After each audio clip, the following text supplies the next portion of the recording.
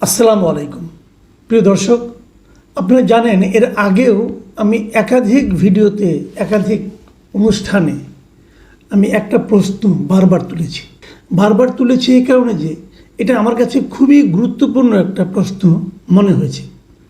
সেটা হলো যে দেশের নীতি নির্ধারণী পর্যায়ে আমরা কোনো দ্বৈত নাগরিককে দায়িত্ব দেব কি না, মানে যারা দেশের সিদ্ধান্ত নেবেন দেশের ভালো মন্দ নিয়ে, সেখানে আমি এমন কোনো লোককে রাখবো কি না যে লোক একই সঙ্গে বাংলাদেশের নাগরিক এবং ভিন্ন একটা দেশের নাগরিক। পৃথিবীর অনেক দেশ আছে, যেমন সিঙ্গাপুর। আপনি যদি সিঙ্গাপুরের নাগরিকত্ব নিতে যান, আপনি পৃথিবীর অন্য কোনো দেশের নাগরিকত্ব নিতে পারবেন না, কারণ তাদের বক্তব্য হলো তুমি একসঙ্গে দুই নৌকায় পা দিতে পারবে না। তুমি যদি সিঙ্গাপুরের নাগরিকত্ব বাদ দিয়ে অন্য কোনো দেশের নাগরিকত্ব নাও, তার মানে তুমি সিঙ্গাপুরের নাগরিকত্ব নিয়ে হ্যাপি নও। একই জিনিস কিন্তু ভারতেও আছে। ভারতের কোনো নাগরিক যদি বিদেশের কোনো দেশের নাগরিকত্ব নিতে যায়, তাকে কিন্তু ভারতের নাগরিকত্ব ছেড়ে নিতে হয়। এই জিনিসটা বাংলাদেশে নেই। বাংলাদেশে একই সঙ্গে দুই জায়গার নাগরিকত্ব নেওয়ার একটা সুযোগ আছে। আমাদের অনেক আত্মীয়স্বজন আছে যারা বিদেশে অন্য দেশের নাগরিক, ইউরোপের নাগরিক, অস্ট্রেলিয়ার নাগরিক, আমেরিকার নাগরিক, আবার তারা একই সঙ্গে বাংলাদেশেরও পাসপোর্ট ধারণ করে। এটা নিয়ে আমার কিন্তু ওইভাবে কোনো আপত্তি নেই। আমার আপত্তি একটা জায়গায় হলো যখন সে বিদেশের নাগরিকত্ব নেবে তখন সে বাংলাদেশের রাষ্ট্রীয় নীতি নির্ধারণী কোনো কাজে থাকতে পারবে না। আমাদের দেশে একটা নীতি নির্ধারণী পর্যায়ে একটা সিদ্ধান্ত দিল যে এই কাজটা করা উচিত, অমুকের সঙ্গে যুদ্ধ ঘোষণা করা উচিত, অমুক দেশের সঙ্গে এই চুক্তি করা উচিত। এই যে নীতি নির্ধারণী সিদ্ধান্তগুলো, এটা যদি পরবর্তী সময়ে ভুল প্রমাণিত হয় তাহলে তো আমি তো সেই লোককে ধরতে পারবো না, সে তো বিদেশ চলে যাবে। এবং এই জিনিসগুলো কিন্তু গত কয়েক বছর ধরে এখানে ঘটেছে। আমরা দেখেছি এস আলমের কথা বলেন, সামিট গ্রুপের আজিজ খানের কথা বলেন, যত লোক পাবেন, যত বড় বড় লোক পাবেন, এরা প্রায় সবাই বাংলাদেশের পাশাপাশি আরেকটা দেশের নাগরিক। যে কারণে ওদের কাউকে আপনারা কিন্তু ধরতে পারবেন না, কিছু করতেও পারবেন না। যতই চিল্লাচিল্লি করেন কিচ্ছু করতে পারবেন না। আপনি এস আলমকে কী হতে পারবেন? সে তো সিঙ্গাপুরের নাগরিক, তাকে আপনি কিছু বলতেই পারবেন না। আজিজ খান কিছু বলতেই পারবেন না। তো এই লোকগুলো কিন্তু এই দেশের থেকে এই দেশটাকে লুটপাট করে পরে অন্য জায়গার টাকা পাঠিয়ে দেয়, ওখানে যে থাকে। অনেকে বলেন বিদেশে থেকে আমরা তো দেশের জন্য ভাবছি, করছি, টাকা পাঠান ভাই, কোনো সমস্যা নাই, আপনারা সব কিছুই করেন, আপনারা দেশে এসে ফ্যাক্টরি করেন, শিল্প কারখানা করেন, কোনো আপত্তি নাই। কিন্তু আপনি দেশের রাষ্ট্রপতি হতে চেয়েন না, আপনি দেশের প্রধানমন্ত্রী হতে চেয়েন না, আপনি দেশের এমপি হতে চেয়েন না, কারণ এইগুলি নীতি নির্ধারণী। আপনি যখন বিদেশের নাগরিক হবেন তখন আপনার দেশপ্রেম যারা বিদেশের নাগরিক নয়, বাংলাদেশে বসবাস করে, তাদের চেয়ে কম হতে বাধ্য। কারণ যদি বাংলাদেশকে আপনি ভালোবাসতেন সম্পূর্ণভাবে, তাহলে আপনি বিদেশে যেখানেই যান না কেন ওখানে চাকরি বাকরি করতেন, অনেক কিছুই করতেন, নাগরিকত্বটা আপনি নিতেন না। কেন নিয়েছেন? যাই হোক, এই এত বড় ভূমিকাগুলি বললাম কেন? এটা নিয়ে আমি একাধিক রিপোর্ট করেছি। অনেকে আমার কাছে এই সমস্ত নিয়ে নানা রকম মানে আপনার মেইল পাঠায়, মেসেজ পাঠায়, ইমেইলে আসে, অনেক কিছু আসে, এবং অনেকে ওনারা অনেকে প্রশ্নও করেন আসলে এই লোকগুলি কি। আমার কাছে এরকম অনেকগুলি প্রশ্ন এসেছে। আমি এই প্রশ্নগুলোর আজকে উচ্চারণ করতে চাই, কারণ আমি সংশ্লিষ্ট লোককেও এই প্রশ্নগুলি করতে চাই যারা নাকি এদেশে গুরুত্বপূর্ণ দায়িত্বে আছেন। তাদের কাছে জানতে চাই যে আসলে আপনাদের নিয়ে যে প্রশ্নগুলি উঠেছে এই প্রশ্নগুলি কি সঠিক। আমি জানি না, কিন্তু আমি কনফার্ম হতে পারবো না। যেমন ধরেন ডক্টর ইউনূস কি আমেরিকার নাগরিক? উনি কি দ্বৈত নাগরিক? এখন এই প্রশ্নটা আমি কিভাবে প্রমাণ করব? আমি কি ডক্টর ইউনূসের পাসপোর্ট দেখতে চাইতে পারবো যদি উনি না দেখান? আমি যতটুকু জানি উনি একটা লাল পাসপোর্ট নিয়েছেন, সেই লাল পাসপোর্টের নাম্বারও আমি পেয়েছি। কিন্তু যে কোনো নতুন পাসপোর্ট নিতে গেলে সেই পাসপোর্টে কিন্তু পুরনো পাসপোর্টের একটা ইতিহাস থাকে। আগের পাসপোর্ট নাম্বারটা কত ছিল? ডক্টর ইউনূসের লাল পাসপোর্টে কি সেই নাম্বারটা আছে? আগের নাম্বারটা সেটা কত নাম্বার? সেই পাসপোর্টটা উনি কতদিন আগে নিয়েছিলেন? উনি এত ঘন ঘন বিদেশে যাওয়া আসা করতেন, আগে দেখছি আমরা, এখনও দেখছি। তো তার তো পাসপোর্টে ইমিগ্রেশনে সিল পড়তে পড়তে পেজ তো প্রতি বছর তো 2-3 টাকা তার পাসপোর্ট নবায়ন করার কথা। অতবার কি করেছেন? নাকি তিনি অন্য কোনো দেশের পাসপোর্টে চলাফেরা করতেন? এই প্রশ্নগুলো যদি উঠে আপনি কিভাবে এটা সমাধান করব? আমি ডক্টর ইউনূসকে জিজ্ঞাসা করতে চাই, আপনি বলুন, আপনি যেহেতু আপনাকে নিয়ে একটা প্রশ্ন উঠেছে, আপনি এটা একটা সমাধান দিন আমাদেরকে। বলুন আপনার অবস্থানটা কি? আপনি কি বিদেশের নাগরিক নাকি নাগরিক না? আপনি কি একই সঙ্গে আরেকটা দেশের নাগরিক? হলে কোন দেশের নাগরিক? আমাদের বলতে আপনার অসুবিধাটা কি? লজ্জা পাচ্ছেন কেন? এখানে তো লজ্জা পাওয়ার কিছু নেই। আর যদি বাংলাদেশের সংবিধান আপনি মানেন, সংবিধানে বলা হয়েছে যারা অন্য দেশের নাগরিক তারা এই ধরনের সাংবিধানিক কোনো পদে যেতে পারবেন না, মানে মন্ত্রী এমপি হতে পারবেন না। শপথ নিয়ে যে কাজগুলি করতে হয়, যে কাজগুলি করার জন্য শপথ নেওয়ার দরকার পড়ে, সেই সমস্ত পদে ওনারা যেতে পারবেন না। সেই বিচারে ডক্টর ইউনূস হয়তো প্রধান উপদেষ্টা হতে পারবেন না। তাই যেহেতু প্রশ্নটা উঠেছে, আমি ওনার কাছে উত্তরটা চাই। আমি চাইবো ওনার প্রেস উইং এই ব্যাপারে একটা ব্যাখ্যা দেবে। তারপরে ব্যাখ্যা যদি ভুল হয় তখন এটা নিয়ে আবার আলোচনা হতেই পারে, কোনো সমস্যা নেই। যেমন ওনার কন্যা দিনা আফরোজ ইউনূস আমার কাছে একজন লিখেছে উনিও নাকি মার্কিন নাগরিক। এটা কি সত্য? আমি জানতে চাই। আমি আরও কিছু প্রশ্ন করব, এগুলো আমি জানতে চাই যে আসলে কি। যেমন ধরা যাক, উপদেষ্টাদের মধ্যে একজন সৈয়দ রিজওয়ানা হাসান, বলা হচ্ছে উনি ব্রিটিশ নাগরিক, একই সঙ্গে দ্বৈত নাগরিক। আবার ধরুন আমরা যদি আমার কাছে যে মেসেজগুলো এসেছে, মেসেজগুলো পড়ে পড়ে শোনাচ্ছি প্রশ্নগুলি। যেমন প্রধান উপদেষ্টার আন্তর্জাতিক বিষয় সংক্রান্ত বিশেষ দূত, উনি আবার উপদেষ্টার মর্যাদায় প্রাপ্ত। ওনার নাম হলো মিস্টার লুৎফে সিদ্দিকী। উনি বিদেশ থাকেন দীর্ঘদিন, উনি সুইজারল্যান্ডের নাগরিক এবং একই সঙ্গে বাংলাদেশের নাগরিক। ডক্টর খলিলুর রহমান বহুল চর্চিত, বহুল আলোচিত ব্যক্তি, উনি মানে গভর্নমেন্টের নিরাপত্তা উপদেষ্টা এবং রোহিঙ্গা বিষয়ক সমস্যা বিষয়ক হাই রিপ্রেজেন্টেটিভ।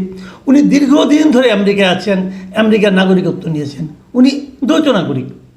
আবার ডক্টর আনিসুজ্জামান চৌধুরী, উনি প্রতিমন্ত্রীর পদমর্যাদা প্রধান উপদেষ্টার বিশেষ সহকারী, উনি বড় অর্থনীতিবিদ, উনি অর্থনীতি নিয়ে অর্থ মন্ত্রণালয়ে কাজ করছেন, উনি অস্ট্রেলিয়ার নাগরিক।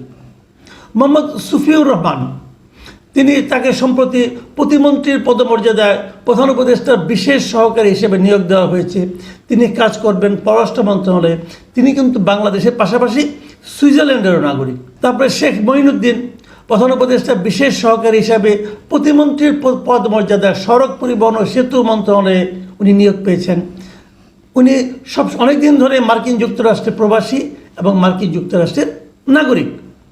ফয়াজ আহমদ তৈয়ব, উনি প্রতিমন্ত্রীর পদমর্যাদায় প্রধান উপদেষ্টার বিশেষ সহকারী, উনি প্রকৌশলী এবং তিনি একই ধারে বাংলাদেশ ও নেদারল্যান্ডের নাগরিক। আশিক চৌধুরী, খুব আলোচিত চরিত্র একজন, উনি বিরাট চেয়ারম্যান, ওনার আসল নাম হলো চৌধুরী আশিক মাহমুদ বিন হারুন। তিনিও মেধাবী লোক, কোনো সন্দেহ নাই, কিন্তু তিনি একই সঙ্গে বাংলাদেশ এবং ব্রিটিশ নাগরিক, মানে উনি দ্বৈত নাগরিক। ডক্টর আলী রিয়াজ, যিনি সংবিধান সংস্কার কমিশনের প্রধান এবং জাতীয় ঐক্যমত্য কমিশনের ভাইস প্রেসিডেন্ট, উনি মানে ভাইস চেয়ারম্যান উনি, এবং উনি বিভিন্ন পলিটিক্যাল লিডারদের সঙ্গে নিয়মিত আলোচনা করছেন সংস্কার নিয়ে। উনি কিন্তু দীর্ঘদিন ধরে ইলিনয় স্টেট ইউনিভার্সিটির উনি অধ্যাপক। উনি প্রায় 3 যুগেরও বেশি সময় ধরে বিদেশে থাকেন, ইংল্যান্ডে থাকছেন, আবার আমেরিকায় থাকেন। উনি মার্কিন নাগরিকত্ব ওনার আছে, উনিও দ্বৈত নাগরিক। মিস্টার বদিউল আলম মজুমদার, উনি নির্বাচন ব্যবস্থা সংস্কার কমিশনের প্রধান, উনি আমেরিকান সংস্থা হাঙ্গার প্রজেক্টের বাংলাদেশ শাখার পরিচালক। সুজনের উনি কর্ণধার, উনিও কিন্তু আমেরিকান নাগরিক। কামাল আহমেদ, গণমাধ্যম সংস্কার কমিশনের প্রধান, উনি বিবিসিতে ছিলেন দীর্ঘদিন এবং তারপরে এখন লন্ডনেই আছেন এবং উনি ব্রিটিশ নাগরিকত্ব নিয়েছেন। দুর্নীতি দমন কমিশন, সংস্কার কমিশন যেটা হয়েছে, তার যে মেম্বার ডক্টর মোস্তাক হোসেন খান, তিনিও ব্রিটিশ নাগরিক। প্রধানমন্ত্রীর খুব পাওয়ারফুল একজন লোক, প্রধান উপদেষ্টার মানে এসডিজি বিষয়ক মুখ্য সমন্বয়ক, যিনি সিনিয়র সচিব পদমর্যাদা আছেন, লামিয়া মুর্শিদ। তাকে অনেকে এমনও বলে যে উনি দীর্ঘদিন ধরে গ্রামীণ ব্যাংকে আছেন এবং ডক্টর ইউনূসের অন্যতম সহযোগী তাকে বলা হয়ে থাকে, এবং তিনি কানাডার নাগরিক। তার স্বামী সন্তানরা দীর্ঘদিন ধরে কানাডায় থাকে, এখনও তার স্বামী দেশে আছেন। প্রধান উপদেষ্টার ঐক্যমত্য বিষয়ক বিশেষ সহকারী মিস্টার মনির হায়দার, তাকেও সিনিয়র সচিব পদমর্যাদা নেওয়া হয়েছে। তিনি 1 যুগ ধরে রিফিউজি অ্যাসাইলামে আমেরিকায় বসবাস করেন, তিনিও আমেরিকান নাগরিক। এবং যতদূর জানা যায়, রাজনৈতিক অ্যাসাইলাম নিতে গেলে পূর্বের দেশে বা আগের দেশে নাগরিকত্ব, পাসপোর্ট, এনআইডি এগুলো ত্যাগ করতে হয়।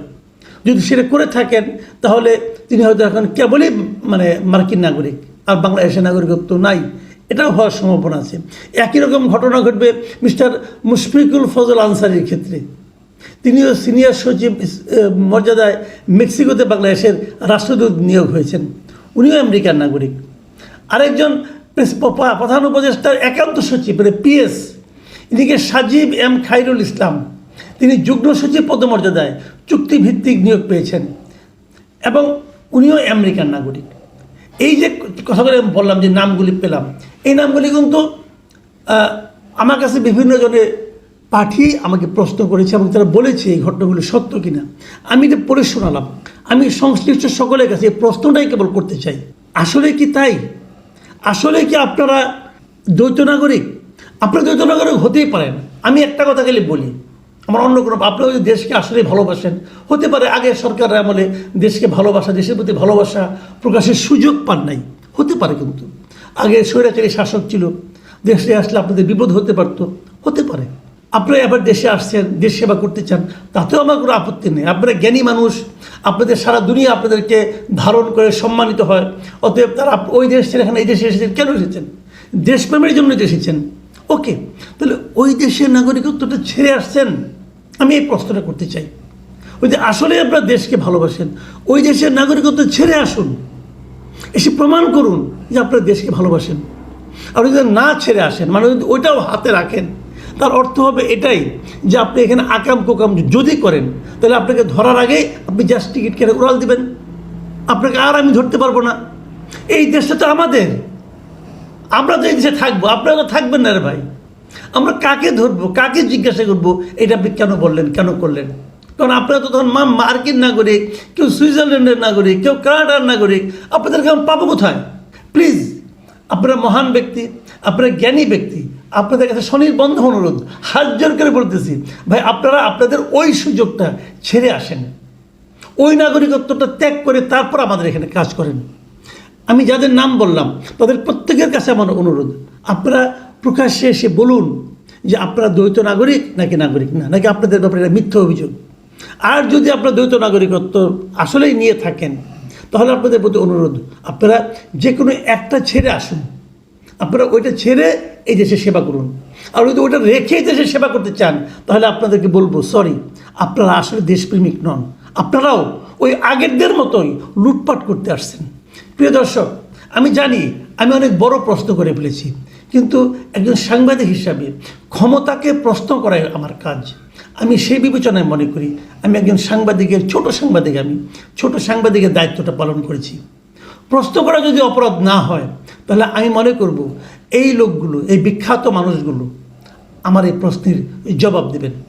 প্রশ্ন সহজ, জবাব কি পাবো?